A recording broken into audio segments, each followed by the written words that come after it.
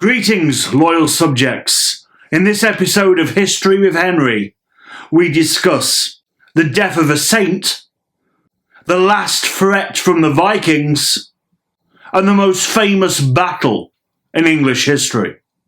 This is 1066, the year that shaped England.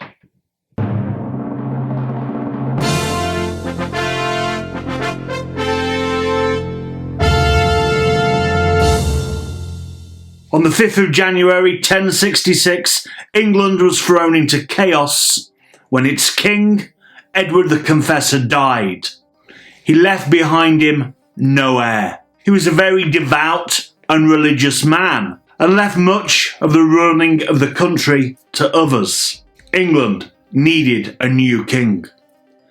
The Witan was summoned, the ancient council that would elect the new king. It essentially came down to a choice between two people. The 15-year-old Edgar the Atheling, the great nephew of the recently deceased king, or the richest man in the country, the Earl of Wessex, Harold Godwinson, the man who had basically been running the kingdom on Edward the Confessor's behalf. Unsurprisingly, the vote went to the richer, older man. The great and the good of England made their way to Westminster Abbey, and in the morning they buried Edward the Confessor, and in the afternoon they crowned Harold Godwinson King of England. But Harold knew that even though he now had the crown of England on his head, that was not the end of the matter, because over the sea there were two other potential claimants to the throne. There was Harald Hardrada, King of Norway. Hardrada's claim to the throne of England came from his line of descent from the legendary King Canute. He believed that his own father, half Canute, had been conned out of the English throne, and instead the crown had gone to Edward the Confessor. He believed the crown of England was his by right, and over the English Channel in Normandy, the Duke of Normandy, William, believed that Edward the Confessor had promised the throne of England to him. In addition, he also claimed that Harold Godwinson had sworn on ancient and holy relics that he would honour William's claim on the throne. Finally, William, Duke of Normandy, also had the support of the Pope. God was on his side. The skies were clear over England on the 24th of April, and up in the sky a terrible omen appeared. A comet. The chronicles recorded it as a terror of kings. Harold Godwinson knew perfectly well that William, Duke of Normandy, was going to invade. He'd been gathering ships for weeks. So Harold very wisely assembled an army and scattered them across the coastline of the south, waiting for that attack to take place. It never did.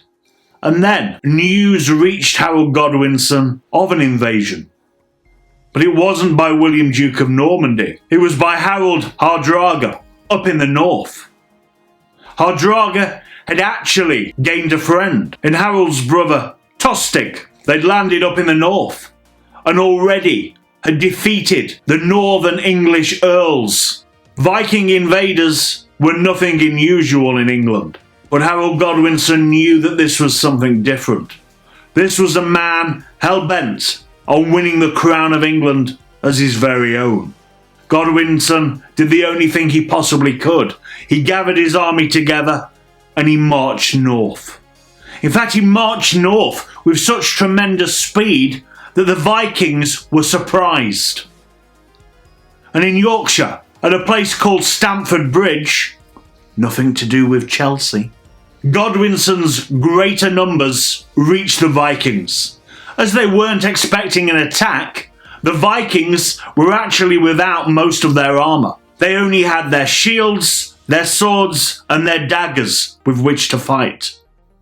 The Anglo-Saxon army stormed across the River Derwent, crossing Stamford Bridge, and there they faced off against the Vikings. Each side formed a shield wall, their shields interlocked with the man next to them, forming a huge wall of metal.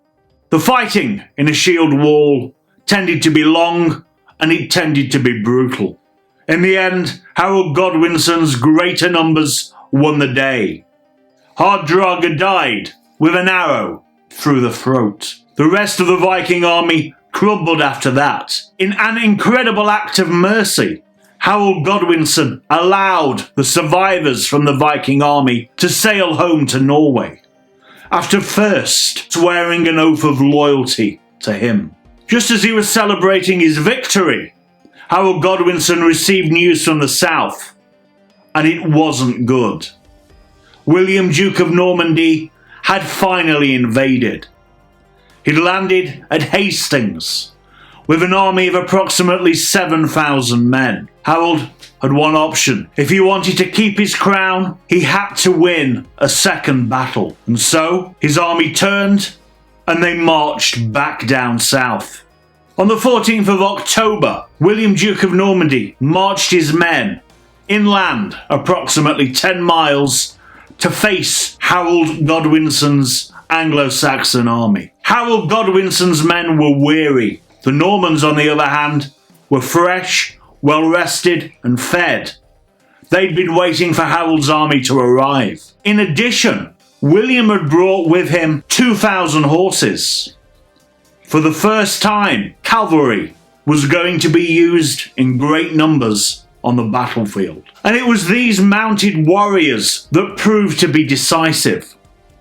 Harold Godwinson formed his traditional shield wall and began marching forward. The Norman archers and crossbowmen could make little impact against the heavily armoured Anglo-Saxon forces. William decided to play the oldest trick in the book, and he ordered his cavalry to pretend that they were retreating. Seeing this, the Anglo-Saxon men thought they had won the victory, and they broke ranks in order to chase the remaining Normans off the battlefield.